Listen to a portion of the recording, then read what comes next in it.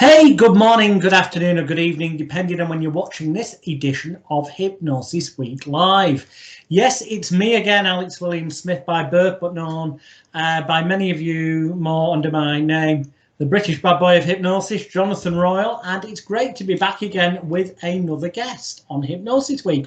A guest who describes himself as 1/5, and if you're not good at fractions, that's 20%, rock star, 1/5 wrestler, 1/5 supervillain, 1/5 punk, and 1/5 devil, but altogether 100% badass. We'll see what why he says that in a few moments' time. Gentlemen who you may have come across under the name Luke McNamara, or you may have come across Lukenosis, his website and branding. So please welcome to the show. I've already given you a clue, Luke McNamara. How are you doing, hey, good to see you, JR. Good to finally meet somebody more controversial than myself. Well, maybe equal, but just in different areas. Look, there was a time when you weren't the hypnopunk. There was a time when you weren't a hypnotist. What's your journey been to get to where you are now? My journey was... this is pretty much the only proper job I've ever had. Okay. I got into hypnosis when I was about 17 because I had every problem you could imagine. I was suicidal. I was agoraphobic. I was bullied at school.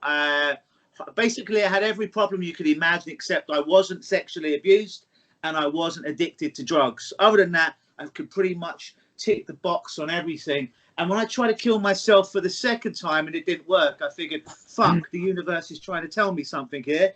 I better start living. And I had years of going through child therapy and all kinds of therapy to fix me.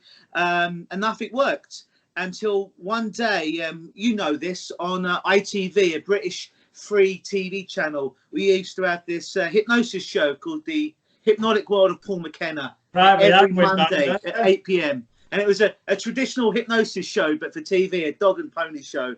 But because I was a kid, I was impressionable, and this guy was on my TV every Monday night at prime time, and he's hypnotizing people to do weird and wonderful things. I figured this shit must be real because it's on TV, and only real stuff is on TV, right?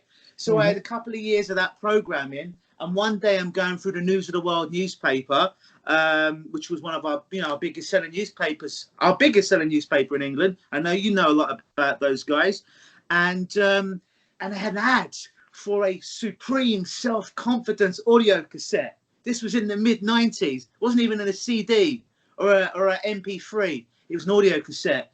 So I borrowed £11, 22 bucks from my big sister, and we sent off in the mail for this audio cassette. And I waited eagerly for about 3 or 4 weeks for it to arrive, and it arrived. I'm like, shit, this is going to change my life. So I listened to it religiously every single day for a month. 22-minute side A, the pre-talk, 22-minute side B, the hypnosis, and that fucking generic audio cassette, one size fits all, changed my life. And then once I did that, I'm like, this shit actually works. So I then spent the next 24 years traveling the world, spending way too much money, getting way too many certifications to do my best to become great at this. And here I am. That's the short version of the story. Excellent. I love the fact that I've encountered somebody who's prepared to admit, and not just admit it, but it happened to you personally, so it's even more powerful, that generic self-help recordings, if listened to in the right state of mind with enough belief, can and do change lives for some people. You say it did for you, but they often get poo-pooed by a lot of people out there. And look, Luke's a living example. You heard what he said. So excellent. I noticed, I'll just through observation, and people who perhaps aren't on your friends list on Facebook or haven't yet encountered you before, so I haven't yet looked on YouTube or on Google, which obviously I encourage you all to do. Lukenosis.com, Luke McNamara, also Luke Michael Howard, you'll find stuff as well. It's weird. I'll tell you about that. I got 2 birth certificates when I was born. My mum was Howard, my dad was McNamara, and somehow I managed to get 2 birth certificates. So for most of my life, I was Luke Michael Howard. I got that birth certificate, but my dad's McNamara, so I've got that as well. So I can go either way. This is weird because I have got 2 birth certificates, which I found out by accident when I lost one, and I went to get one at the registrar's place, and I said, yeah, it's Alex William Smith by birth. That's how I was registered. My mum's maiden name, Margaret Nation. My dad's name, Keith. And they came back and they went, we've got an Alex William Nation with Margaret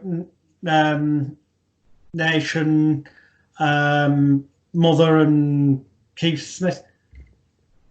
So I ordered it, and then I left it a few weeks and went back. And I don't know how, but I was registered in their books twice. Same thing. Odd. Yeah.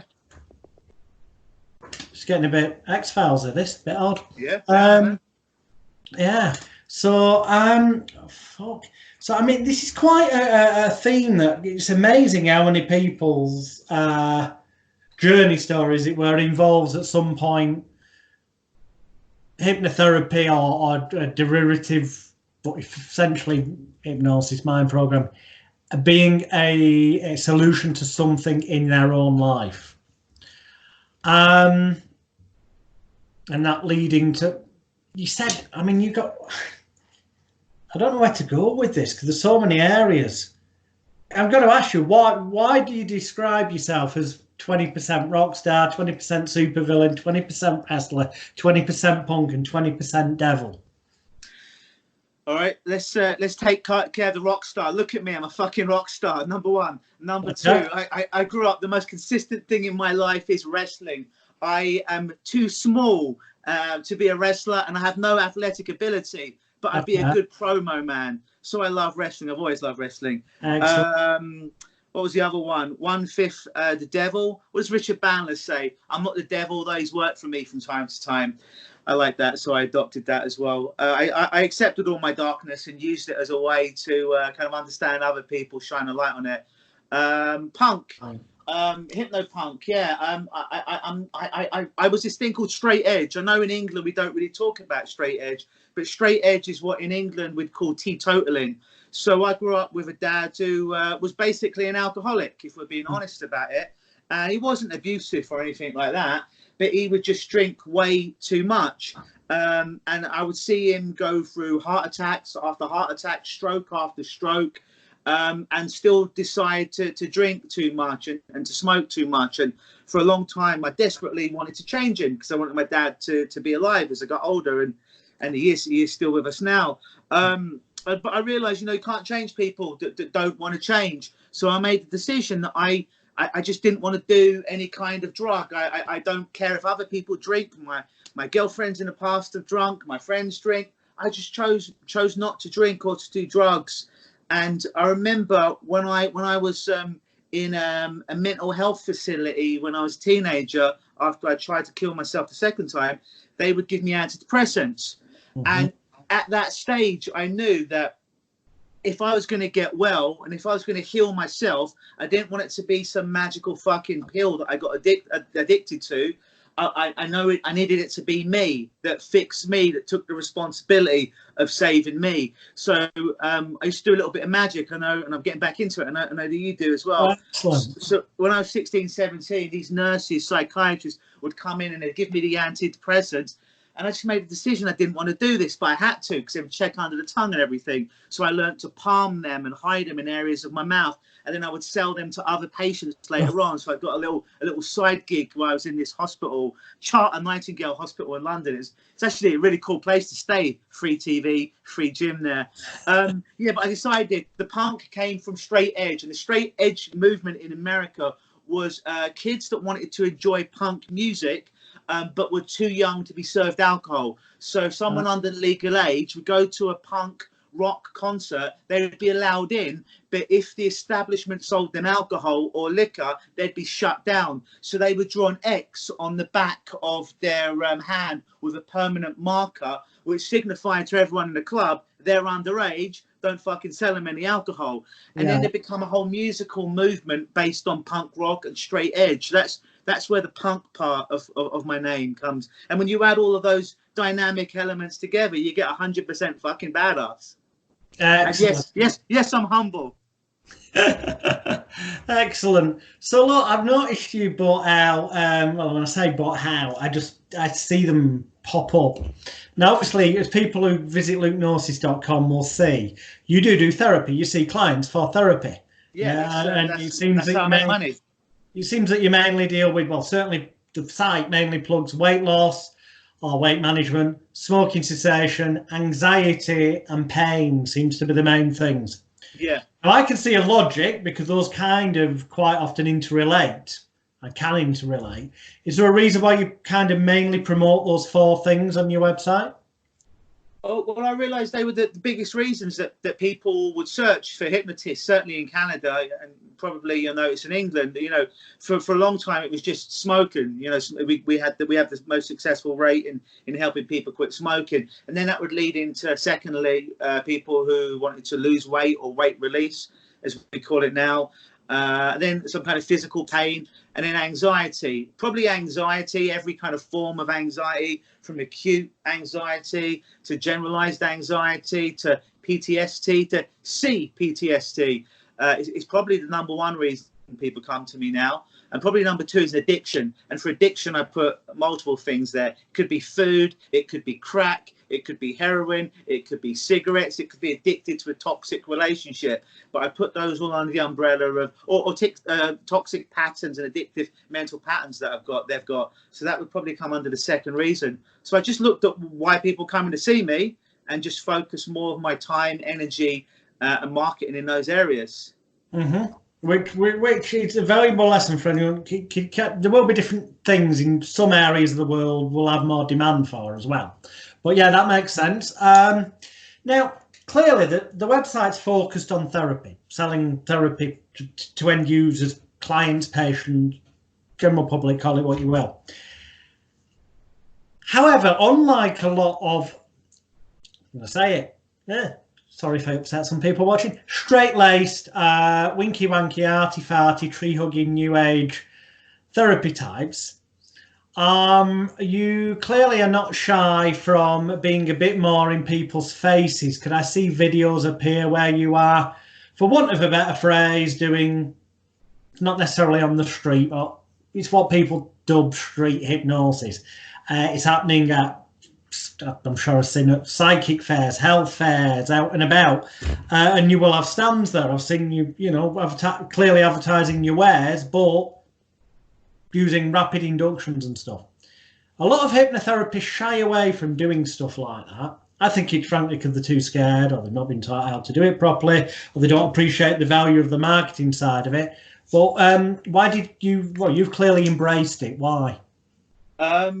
A couple of reasons. I'm a natural performer, #1, and as Richard Bandler says, co-creative NLP, if you're in therapy, you're in entertainment, so be fucking entertaining. And the more entertaining and more you can capture someone's imagination, like someone who comes to you and they think it's the end of the world, if you can capture and lead their imagination and entertain them, and then backdoor all those change methods into the back, they can have fun while they're working with you. And I realize that most people, when it comes to hypnotists, they only know what they've seen on TV, Paul McKenna or whoever the flavour of the month is at the moment. So then they would come to most hypnotherapists who will read a script and they'll just boredom hypnosis, right? Read a script to them, and then their eyes will open at the end, and they'll be like, "Oh, I didn't feel I was hypnotised." And I just got sick and tired of that. I wanted people to have a real feeling of being hypnotised, whatever the fuck that is. So when they left my office, they're like, "He glued my eyes stuck." No, I didn't glue anything stuck. You stuck your own eyes together. He stuck my hand to the table. Well, no, I didn't do that. You did that for the power of your mind. And if I stuck my hand to the table, if I glued my own eyes, if I forgot my name, then maybe I could forget my problem. Maybe I could stick that New Year's resolution in place. Maybe I could close my eyes to all that pain that I used to see. And I use them as a metaphor, a physical metaphor, that if you can do this with the power of your mind, then these problems that you came in about are going to be easy and effortless to get rid of. Excellent. I love that example. And if you play that back, when at the end of this interview, if you get a pad and pen and play it back and take notes, because there's actually that is a very good technique that Luke's just given an example of there. You know, get them to lock their eyelids together and tell them that metaphorically that means they can close their eyes to or seal off, move away from that once bothered them in the past. And as we know, rightly or wrongly, I don't know whether Luke will agree with me here, but when it comes to things like locking somebody's eyes together, sticking their hand to a table, or in fact anything, I frankly do not believe for 1 minute hypnosis is what most people say it is.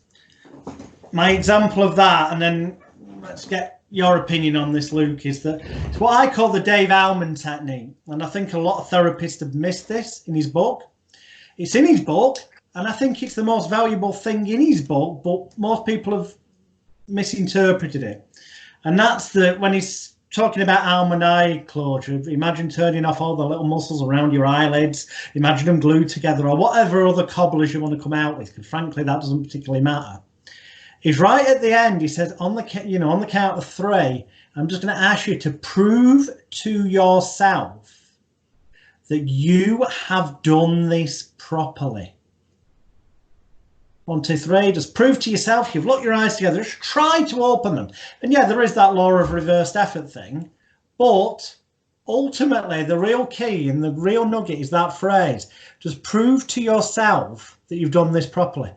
And I find it doesn't matter if you tell them the hand's stuck to the table, prove to yourself it's there. Your eyes are locked, prove to yourself you've done it right, which is putting all the onus on them, but they end up giving you the power anyway, because they think you've done it. That's as complicated as it gets. You don't need formal inductions. Well, to quote you, this is what I got from you many years ago, and I used to buy all your products like 20 years ago, was all this is bullshit. To quote Anthony Jacquin, this is just words. To quote Melissa Tears, this stuff's made up. Yeah. Doesn't mean we can't use these skills to help shift our clients, because all their problems are made up. I'm not suggesting they're not experiencing symptoms of anxiety, depression, being overweight or drugs. I'm not saying that for a moment, but it's all in their head. And once we can use the same theory to kind of get them out of their head and into their body, it's all just bullshit at the end of the day. So we're just using bullshit to deal with bullshit, and it works most of the time. Yeah. And when I say that to my clients, like, this is all bullshit, I'm like, yeah, hypnosis is total bullshit, and so is your problem. And they're like, huh? Yeah. I'm like, your problem, like, you're scared of airplanes, right? They're like, yeah. And I'm like, you're in my office, which is on the ground floor, and it has no fucking wings, but you can close your eyes right now in no state of hypnosis and think about your upcoming trip in a week, and you can get a 10 out of 10 on the SUDS scale of fear. You're not on a fucking aeroplane. You're not there, but you can still do it in their mind. I know that they can. Yeah. So you're just doing it in your head, and you've just conned yourself unconsciously long enough thinking it's real, and it isn't. So we're going to use something as equally ridiculous to get you out of that trance and to put you in a better trance, so you've got more flexibility in your life. I used to have this big ego where it was all about me, and it was, I've got a magical skill and I'm doing this to you. I'm the hypnotist, right? And sometimes, depending on what they want me to be, if they want me to be the Wizard of Oz, I'll be the fucking Wizard of Oz. But then when it gets to the last 5 minutes of our last session, which is only 1 to 3 sessions with me, generally maximum, I give them back all the power. Just like in the end of the Wizard of Oz, where the wizard says, you know, Dorothy, you know, you could have gone home at any time. You didn't need me to send you home. You just needed to get your heels of your beautiful ruby slippers and tap the heels of them and say, there's no place like home. You had the power all along. It wasn't about me. So at the end, I'll give them that back. So when they leave, they're empowered. And ideally, I never see them again because they're done. And maybe I'll just get an email now and again telling me how great their life's going, because I don't want to be a hired friend. Now, you've just brought in, by virtue of something you just said, you just made me think of a question, because earlier on you mentioned about spending probably way too much money on doing different courses to become the best. Yeah. And I think too many people do fall into that. I'm going to call it the Wizard of Oz mentality, searching for some holy grail. What would you say the so-called holy grail is? or rather isn't, or maybe it is. Maybe you found it. Maybe you just realised that it is Wizard of Ozified. The Holy Grail is in a technique or a belief, or You know what? I think I think people, too many therapists think if they find the magic bullet technique, that then they're going to get all the clients knocking the door down because they're not making enough money. Well, this industry is like most industries, right? It's built on that. Let me tell you a quick story. When I was a punk kid and 17 and pretty much homeless, I had no money, no job, but I somehow convinced the bank to give me £10,000, $20,000, so I could become a practitioner of NLP, hypnosis, timeline therapy, a master trainer of NLP, timeline therapy, and hypnosis, and a trainer of NLP, timeline therapy, and instructor of hypnosis. And I'm a kid, right? And I'm in this room, and I'm the youngest person there. Everyone else is 40, 45. They're wearing suits. They're established. And I'm just some punk kid that read a Tony Robbins book one day, listened to a Paul McKenna CD, and wanted to change the fucking world. And I got sucked into it because I was a kid, right? Getting to the end of practitioner. Oh, we're going to teach you all the good shit in master practitioner. Another 3,000. Oh God, I've got to do this because I'm in that state of like I'm not enough now. I'll be 100% when I do practitioner. You get to the end of master practitioner. Oh, you got to do trainers training now. You know, and at some point, I spent so much money I didn't have, got like way in debt. Then I'm like, I am not doing another fucking course until I, one, start using the shit that I've learned to make the world a better place, and two, make some fucking money. So I made a pact with myself, no more courses, and no more courses until I'm making money and I'm helping people. So I went about 10, 15 years and I just stopped. And it wasn't until I was making sufficient money and helping a decent amount of people that I started doing courses again. There is no magic fucking bullet. There is no magical gun. This course that cures pain in 1 minute, or this tapping process that takes away all your problems. It doesn't fucking exist. Doesn't exist. And I've spent way too much money or way too much time. It doesn't exist. Should you want to be better? Yeah. Should you want to be faster at doing this? More efficient? Totally. There's no magic fucking bullet.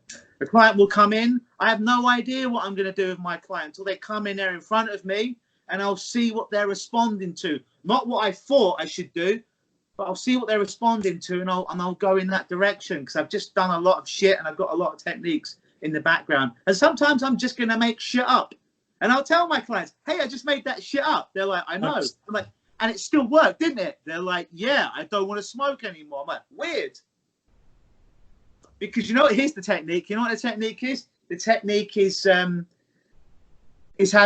the belief that you're good at this and being able to have that charisma to put it across.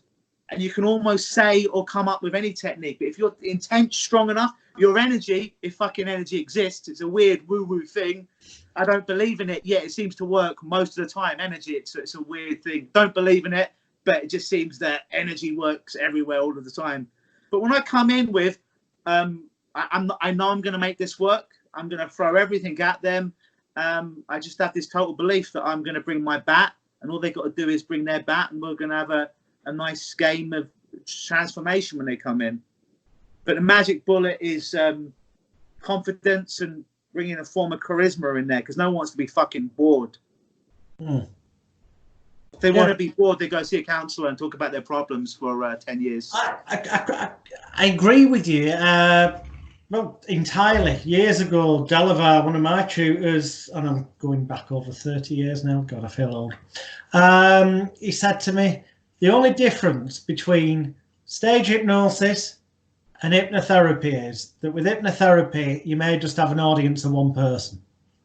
He said, like you said before, you're still putting on, or at least you should be, putting on a show, being the part that they perceive you to be. Now, yeah, would you say that you looking that bit different, your attitude being that little bit different, is an advantage? I can see how it would. I can see some people would perceive that maybe it might be a disadvantage. But I could see how it could be an advantage in terms of pattern interrupt, disorientating, confusing people. I am a walking, talking fucking pattern interrupt. I am the most shiniest object in any room. There's a reason for that. So if I get a little kid that comes in, I know you have a little one. You know, if you say to a kid, close your eyes, guess what? They don't close their eyes. You say stop talking, guess what? They don't stop talking. You say sit down, they run around the room because they're kids, being kids. Sometimes I get kids.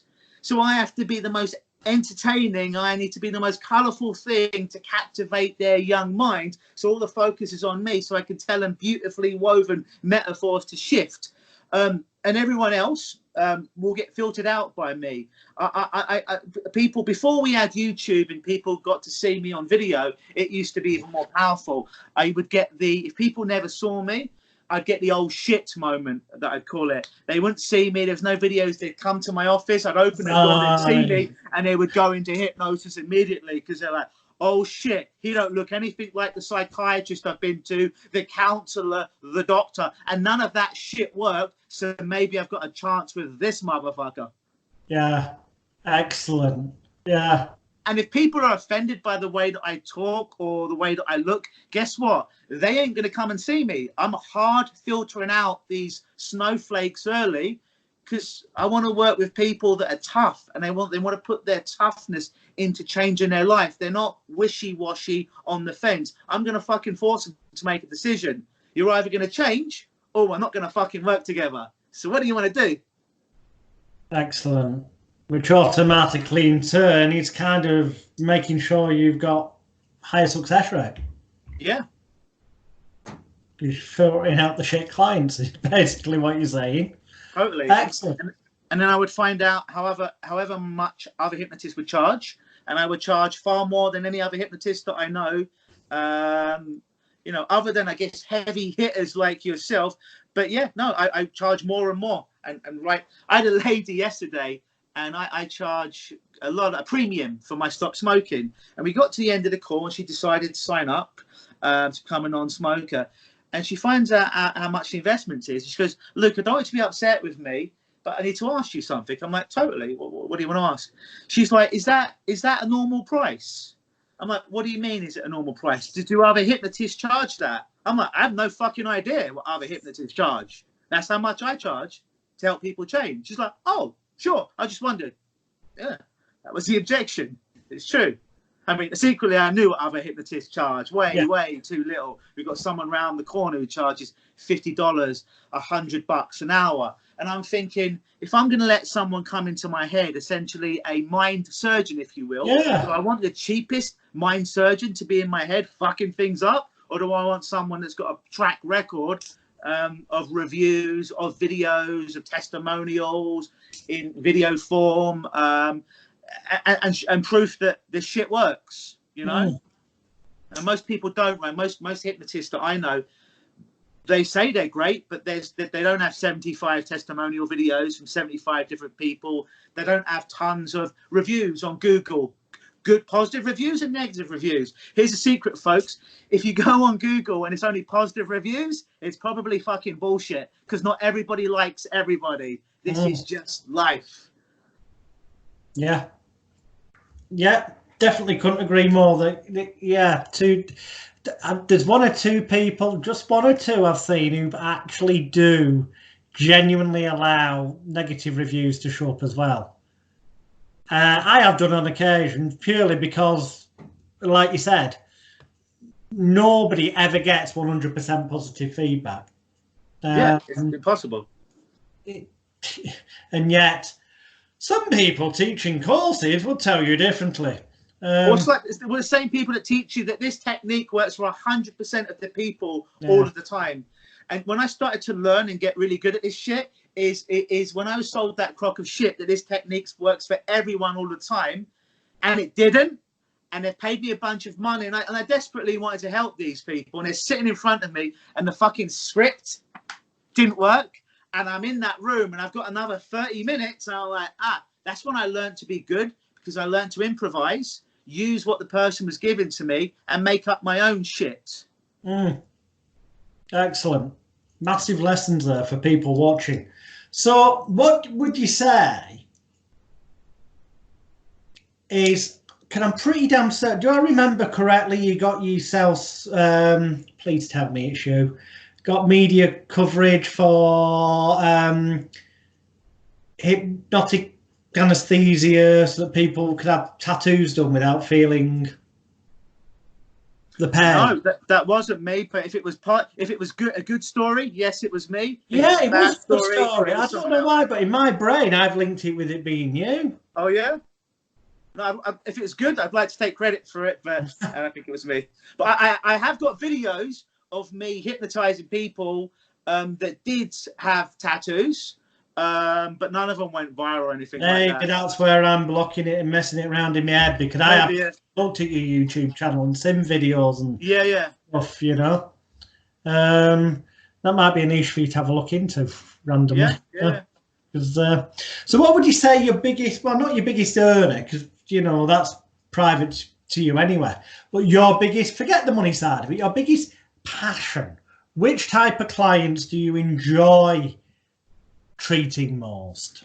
I don't care what the problem is. I like the people that come in and they're like, listen, I don't know about this hypnosis. I don't know if it's going to work for me, but I've hit threshold. They don't say threshold because most people don't know the term threshold. But they're like, nothing, like I need to fucking change my life. I'm done with living this shitty life, this shitty behavior, putting this shitty substance into my body, doing these shitty things in my brain. And I need to fucking change my life, and I need to do it now by hook or by crook. It's like the gun to the head moment is what I call it. And they're taking responsibility. They're like, you know I've got to change it. And I always tell people, I'm your teacher. I'm not your fucking therapist. I'm going to teach you, still this one from Melissa Tears, I'm going to teach you to use your mind better. I'm not your therapist. So when people come and they're ready to make that breakthrough, even though they may be a bit scared, a bit apprehensive, but they're there and they're ready to play full out, ready to change their own life, accept full responsibility, regardless of what the problem is. Those are my favorite people to work with, because they're fucking ready. You know, they're like, let's go through the war, and I'll go through the fucking war with them side by side, so we can heal what needs to be healed, let go of what needs to be let go of, and create a more compelling future. What I don't like, and I'm really heavily screening these people out, is the people that want to make me their savior to fixing them. Oh, Luke, you're going to hypnotize me to get rid of all of my problems and blah. I'm like, I ain't going to hypnotize you to do shit. I'm like, I'm going to teach you how to hypnotize yourself so you're empowered, so you never do this nonsense in your head anymore. How about that? Because I don't want them putting the failure on me, but I also don't want them to put the success on me. I want them to leave knowing, wow, I have the ability to do this in my own head. Of course, they're going to still give me kudos of that guy showed me how to do it, but I want them to leave feeling I learned a skill and my life is transformed. That guy helped me to do it. He mentored me, fellowship with me to do it, but I changed my own life. Okay. Randomly kind of just going off on one here. I'm trying to ask the questions that people at home might have running through the head. So, you know, please don't take offense. Do you think that your appearance attracts to you more? Yeah, put it bluntly. I suspect, compared to me, okay, no tattoos, because now visually people can see videos, they got an idea before they book. Do you find, since we've got into the world where the social media is people do know in advance, that you get more people coming to you who have got lots of body art, who are more mirroring almost what you perceptively look like? The irony of it being that you don't drink and you don't take drugs and you never have done, from what, you know, but in their heads they may think that you would understand them better because you look like one of them. Yeah, that's a good point. Honestly, I get everyone. I get everyone from the 5-year-old kid that pees the bed that doesn't have any tattoos, all the way to the 80-year-old older lady who has dementia, who has gone through a world war or two, and everyone in between. So, no, I'd like to say, oh yeah, I've got this market or this market, but really it's everyone in between. It's a person who lives down the hallway that's been smoking for 50 years. who's got now COPD, who's on, you know, government pension, stuff like that, all the way to celebrities, and everything in between. You know, there is no one type of person that I see. They all come to me, but you know, I filter out a lot of what I call snowflakes, because I'm going to use colourful language. As I said, I'm a walking, talking pattern interrupt. And if people are going to get offended by the way that I look or the things that I say on the telephone, then they're going to get fucking offended by being in the same room as me. So I get a lot of people that are like, Luke, I like you because you're straight talking. You're not giving me any bullshit. I feel that, I often get this, it's a weird thing. People like, I feel that we've got a connection. I'm like, oh, all right, that's great. I don't know why they feel that, but they feel it. It's like, I feel that I can tell you anything. Like my girlfriend will say to me, whenever we do an expo or we go to a networking meeting, it's like, all these people come up to you and they tell you their life stories. I'm like, yeah, it's because they think I'm a hypnotist. Well, I'm a hypnotist, and they think that means I'm a therapist. She goes, no, it's not that. It's even when they don't know. People just open up around you. It's almost like you give them freedom, that they don't feel they're being judged by you. Maybe that's the way that I look. Maybe it's the way that I speak. But people will tell me some weird and wacky things, even if they're not paying me, about themselves. I don't know if it's the way that I look, how I come across, that people are like, you know what, I think this guy's a straight shooter and I don't think he'd judge me. Maybe. I don't know. I think there's probably elements of everything behind that. It's interesting you just mentioned networking meetings.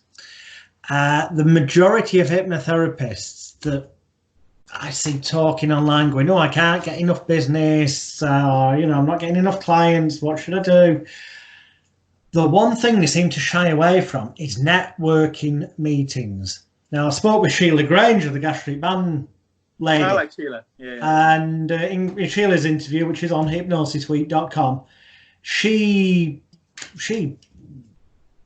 basically said, networking meetings, get to them.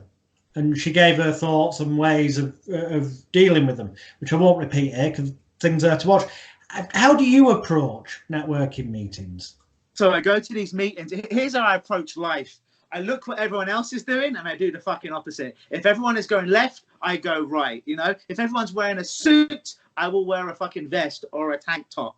And I stick out like a sore thumb. And when I was younger, I used to have this belief that, oh, this makes me weird or this makes me different. And I'd be like, oh, my God. And as I got older, I fucking embraced it. And the more I embraced my difference, the more successful I became as a man, as a hypnotist, and in life. I just accepted who I was and I stopped trying to be like anyone else.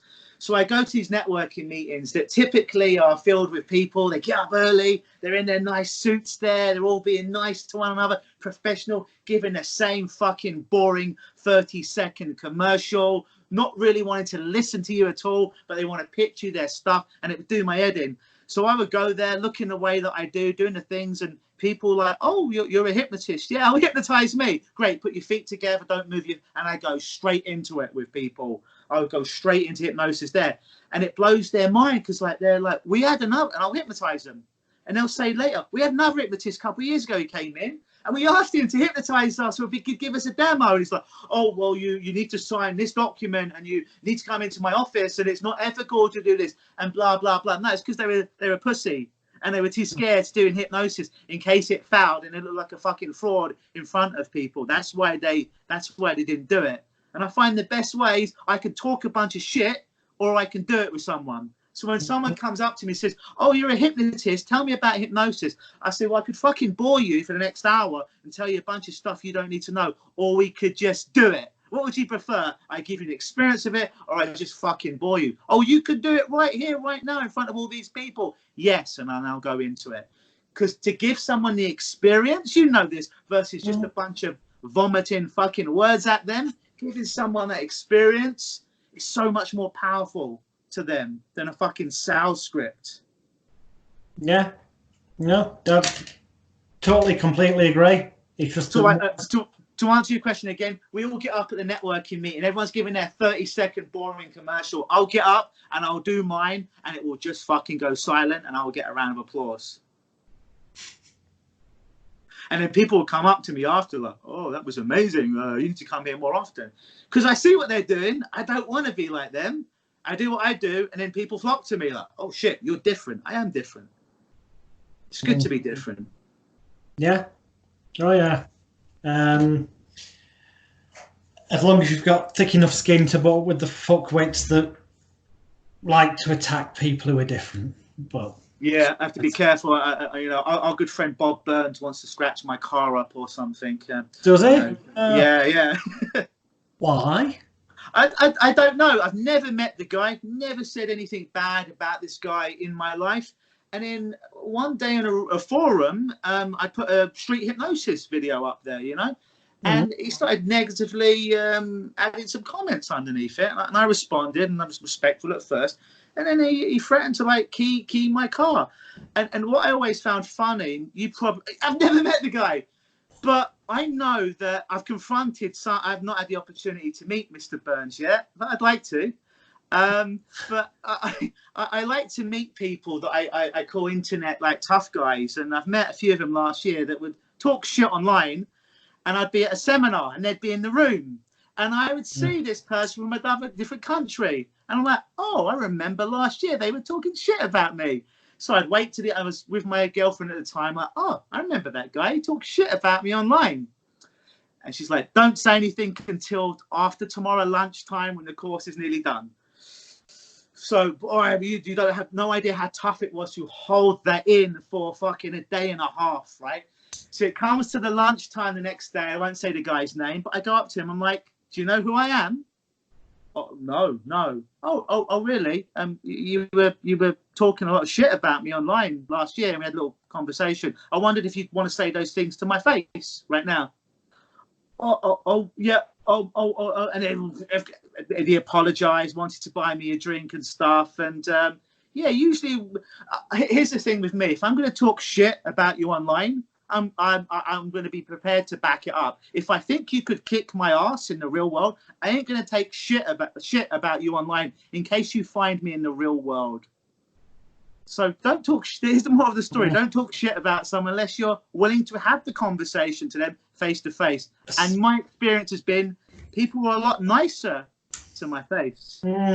Sad, Lord, there's far too many people. I mean, I didn't bring his name up, but if you brought Bob Burns' name up, fuck it. I'll briefly say for people who don't realise, if you go on my Facebook, facebook.com/Alex the Hypnotist, then click on photos, and then choose albums, you'll find one that says screenshots and evidence of Bob Burns' illegal, defamatory comments about me. And they are just a tiny percentage of the screenshots I've got on file of Bob Burns posting outright fabricated lies and defamatory nonsense about me on the internet in various places over the past few years, including him blatantly saying that he never came to me for advice, marketing, advertising, publicity advice on launching his The Swan DVD.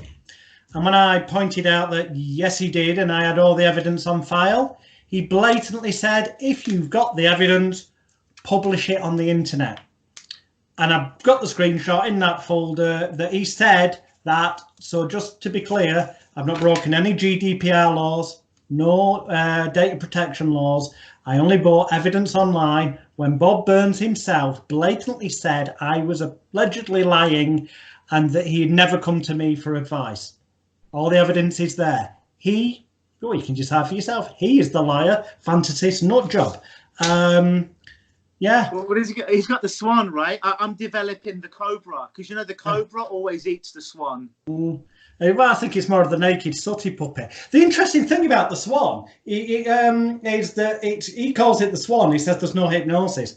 And I pointed out to him when he did consult me for marketing advice that swan, he should put on the DVD cover, he should have done. It stands for subconscious wave analytical negation, because that fixation of attention is the bypass of the critical faculty analytical area. And that's what SWAN actually really should stand for. He chose not to, fair enough.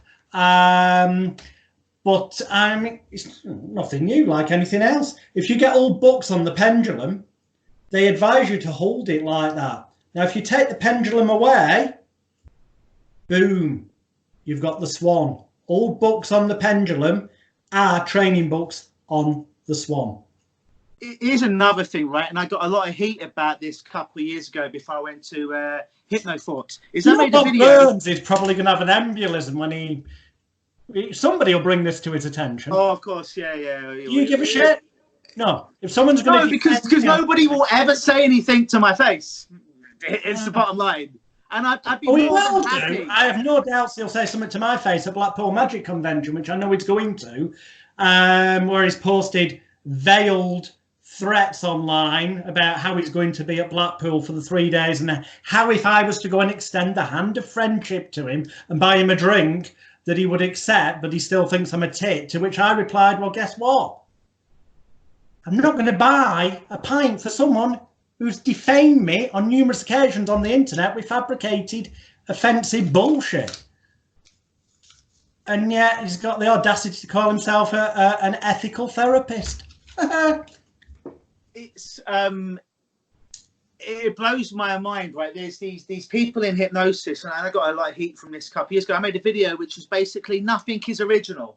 That doesn't mean that a hypnotist, like a musician, doesn't get a bit of this, a bit of this, a bit of this, and like Bruce Lee would do through the martial arts system of JKD, Jeet Kune Do, make his own system out of all of this. But they're all different moving parts. And these hypnotists, some of them understood it. Some of the most famous hypnotists were like, they got it, they smiled, they accepted it. And some of these ham and eggers, some of these people on the midline would be like, well, I invented this and I invented that. No, we didn't invent shit. None of us invented any of this hypnosis. It's just we're taking from other people, and maybe we had a little bit of seasoning here or a little bit of seasoning there. But none of us invented any of these techniques. If we look back, you know, it's just a combination of this thing, along with this thing, along with this thing. It's all the same shit. It's all visualization. It's all affirmation. It's all relaxation. It's all positive vibes. It's all the same stuff, just in a different order. None of us are special snowflakes. Sometimes a different order, but the bizarre thing is, if you're well read enough, and I'm not trying to say that, you know, I read more than most, although I do read about 4 or 5 books a week, and I've done for about the past 35 years on this subject. And in particular, I read books from the 1700s, 1800s, stuff that's out of print, cost a fortune to get. They call it mesmerism, suggestive therapeutics. Some of it, they actually call it electricity. They refer to it as electricity magnetism. It's fucking all weird different old names for what later becomes hypnosis. And you look, and there are actually some of these fangle-dangle new bells and whistles courses you can go on with a fancy name and a logo. And actually the exact process is there, action for action, practically word for word, in books from the 1800s. Now, is that synchronicity, independent creation, or are perhaps some of these trainers intelligent enough to know most people won't go and look at the old books, so they can find it, take something, give it a new name, repackage it, and sell it, and cause junkies keep buying stuff? Because it's this scarcity mindset, right? And the scarcity mindset, this is what I think a lot of hypnotists go for. Is like, oh, this is my baby. This is my ultimate destroy pain in one session technique, right? This is my baby, and no one must use this. It's funny when you do a course with someone who has a technique like that and you pay them to become a practitioner, then they get upset. That's the weird thing, you know, because you're paid to become a practitioner. But people will be, they think this scarcity, like, oh my God, if someone else does this technique, there's only a certain amount of pie that can go out there. And if they're going to fix all the broken people, then what am I going to do? There's enough people out there that need to be healed. Doesn't matter how we do it, as long as we do our best job ethically to try and heal these people with the best ability and empower them to do it. None of us made up shit. None of us have the magic answer. None of us have the magical technique. We're all just doing our best job that we can to help people. So these fucking, I've got a big ego, but I appreciate I didn't fucking invent anything. I could sell that I invented a whole bunch of stuff really, really convincingly, but I didn't. And I don't need to hang my hat on that because I'm good enough at what I do. But some of these hypnotists, their only thing is, oh, I invented this technique. And this is my significance in the world. And if you're using it or something like it, and you're not always crediting me and putting me over, then you know, my ego is going to shrink, and my dick size, I don't know, it's just fucking ridiculous. It's completely sad, which is why I know one of the reasons I get slagged off is because I blatantly say, look, I blatantly say I've invented fuck all except some names for long established techniques that also come with creative looking logos and a marketing strategy behind them to get clients through the door and part with money. But in terms of the actual techniques, if you can be bothered going finding them, a lot of them are in books from the 1800s, you know, and prior to that. If you want the lazy option, then buy my course, because what you're really buying is logos, names, an advertising, marketing plan, which I would argue, you know, in terms of getting clients through the door is more important than your new fucking technique, whatever it may be. That's another thing that annoys me. I meet a lot of hypnotists and I go up to them, and one of the questions I'll ask is, how do you get clients? And most hypnotists will tell me the same thing. Oh, it's word of mouth. Now, I'm pretty fucking good at what I do, and I charge a premium. I've been around a long time. I make a very good living at helping people, more than most hypnotists that I know that are not famous, should we say. And I can't make a living off a referral. So I know they're either not making any money doing it, or they're fucking lying because they're too scared. Well, if I tell him about the direct marketing concept I'm using, maybe he will use it as well and I'll have less pie. And it's just dishonest. Like, I've had people that come up, Luke, what do you do to get clients? Oh, here's the 10 things that I'll tell people. I'll tell them exactly what I do, because I have no fear, because I realize that most people are too fucking lazy to go out there and to do the things that I've done to get people. And even if they did good, the world needs more good fucking change workers out there. So great, go out there and use that. Like, I put most of my stuff online for free. If most people were smart enough, they would just watch my videos and would never need to come and see me, because all the work's already out there. But people need the ritual of being in a room with someone, of an induction, of me using their name. Yeah, and yeah, there's an element of people needing that, and if energy exists, you know, being in that room and working with the subtleties of being with people. But nobody needs me, nobody needs you, nobody needs any of us. If I could write a book, right, the best-selling personal development book of all time, you know, it would be a book, and it would have like all these fucking pages, and in the middle it would just say, have self-esteem. That's it. If your self-esteem was sufficiently high enough, none of us would be addicted to anything. None of us would be depressed, anxious, or over-medicate, because we'd know we were enough and we're okay. And in the self-help fucking industry would just collapse, because everyone would be empowered. I could not agree with that more. And anyone who goes to hypnosisweek.com and clicks on past episodes, you'll see there's a load of free training videos there as well. And what Luke has just summed up so nicely in a sentence, I expand on further, talking about self-confidence, self-esteem, self-image and all that. But it's all about the way the person feels about themselves.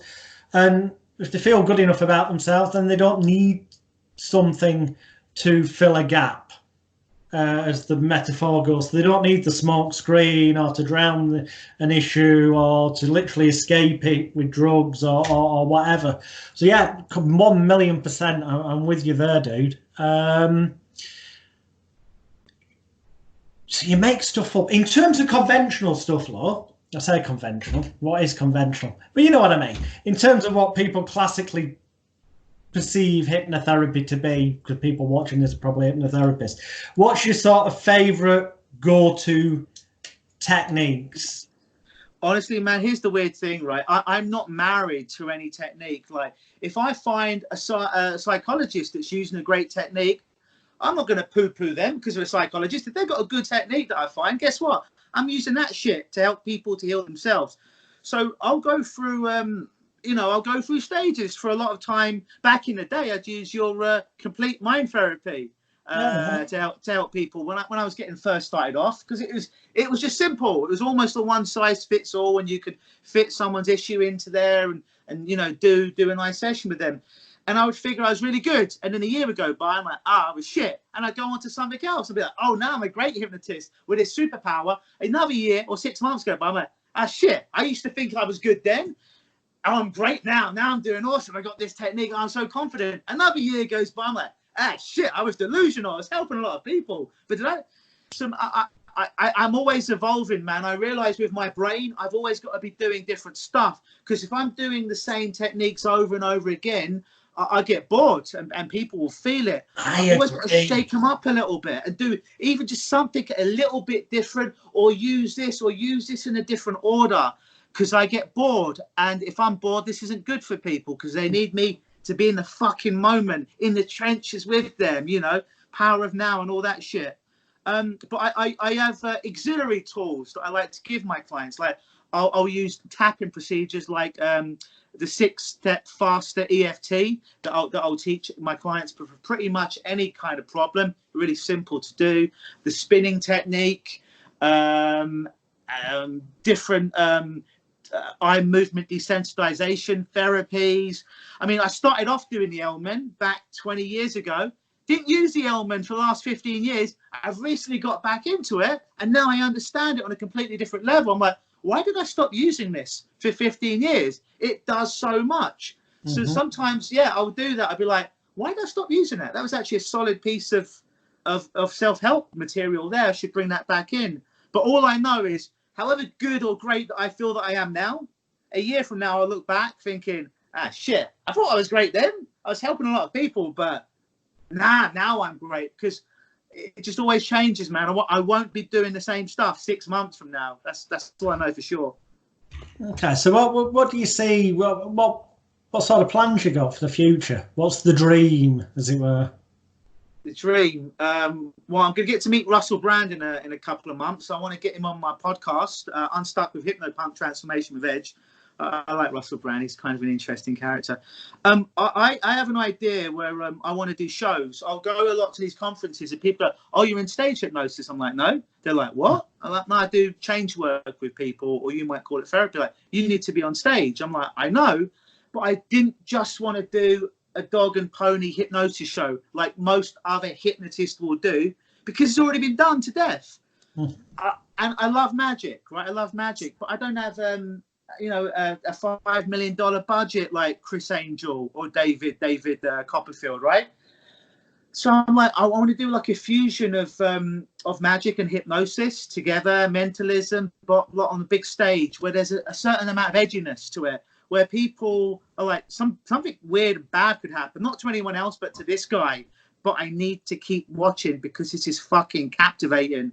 And as they're being entertained, then I can go backdoor them with some beautiful suggestions to be better people and to be happy out there, why they think they're being entertained consciously. Cool. So pushing the boundaries yet again. Yeah. No. So look, bugger, I just looked at the time. We're getting close to the sort of the hours. The rough, we do overrun generally a little bit. I'm going to ask you. I ask everyone the same question to finish. Give it to me. And obviously, pretty much everyone answers differently. Sometimes there's some similarities, but I'm going to love to hear what your answer is to this, because I love the fact that this is going to be direct to the point. Somebody knocks on your door. It's hypothetical, this. And we'll just it doesn't really matter what the book is, but I'm saying it's the Dave Alman green or blue covered book, depending on which edition you've got. That's all they've read this out. Just read this, not read anything else yet, not watched any DVDs, not been on any live courses, fuck all, no preconceived ideas, but they've just read that and they've decided, you know what, I think I want to become a hypnotherapist. I think I want to expand on the seed that's been planted by this book. And they want to be good at it in terms of technically being good at it, but they also want to be good at it in terms of turning it into a business. But you can only give them 3 top tips.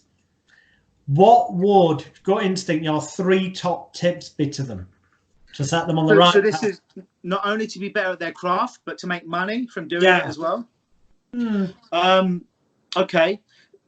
I tell them to start hypnotizing people straight away. Now, disclaimer, I'm not saying they should be hypnotizing a soldier with post-traumatic fucking stress disorder when they've just read a book, but they should give people the experience of hypnosis just for shits and giggles immediately. Friends, colleagues, people at fetes, people at fairs, hell, people at City Hall.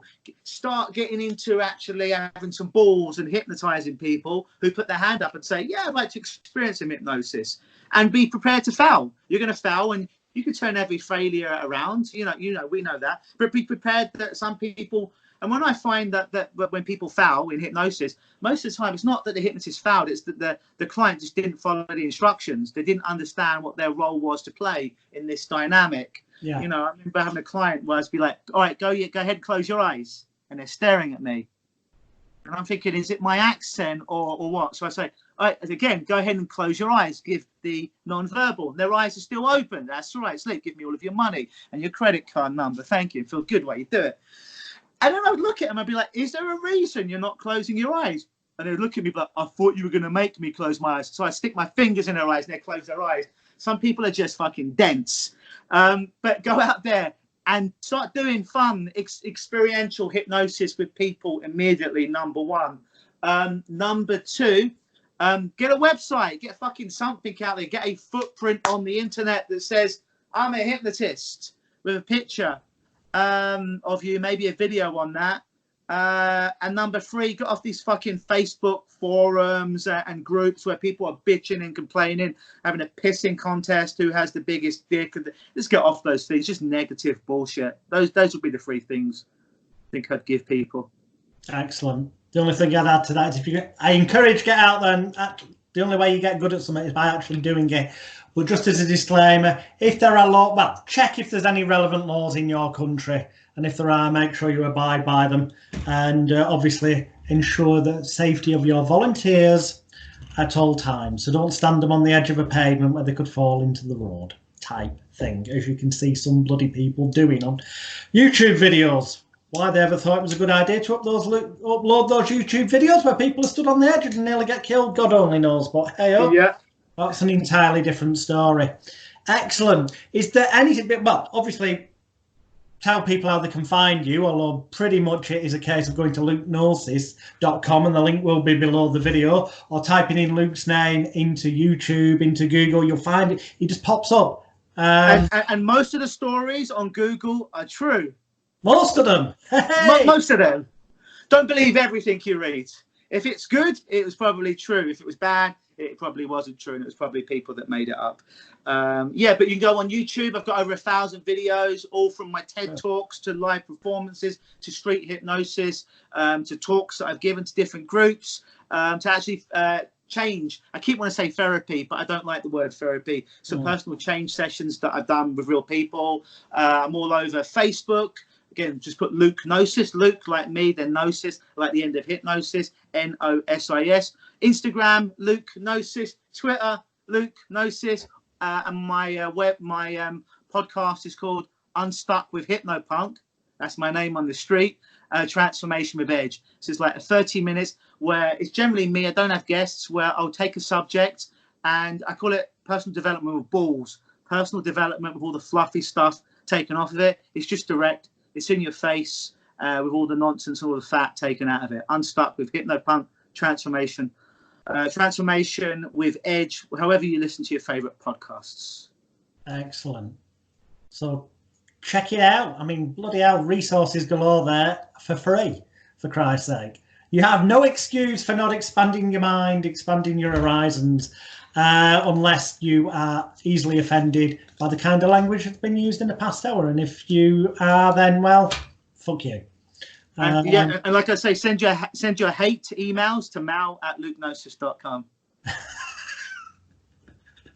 Yeah, indeed. Excellent. Thank you so much, Luke. It's been an absolute pleasure. It is a refreshing change to speak to somebody who is definitely equally as, but arguably potentially more outspoken than myself.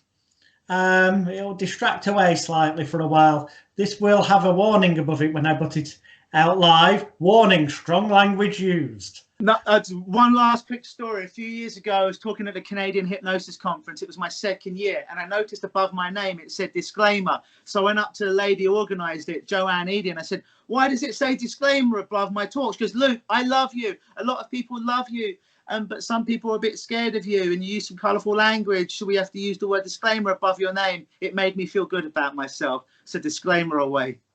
Excellent. Hey, you know, personally, I couldn't give a fuck. I do the same thing myself. with my seminars. That's why, you know, it really upsets some people. I just get it. I get it. You're speaking the truth, and the people watching and fucking argue, they know deep down that what you're saying right as well. The trouble is they can't be seen to agree because it would attack their own sense of identity of, you know, they're the one who's always right, and that's the trouble. It comes back to what you said before about their self-esteem, their lack of self-worth and whatnot.